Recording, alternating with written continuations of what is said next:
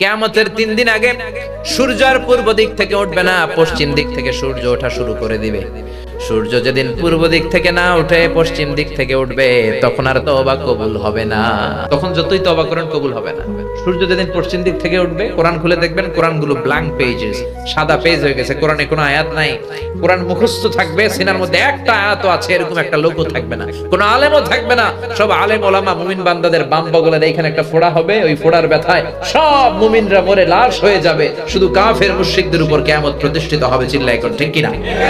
তার মানে কিয়ামতের আগ দিয়ে পশ্চিম দিক থেকে সূর্য উঠলে তওবার দরজা বন্ধ।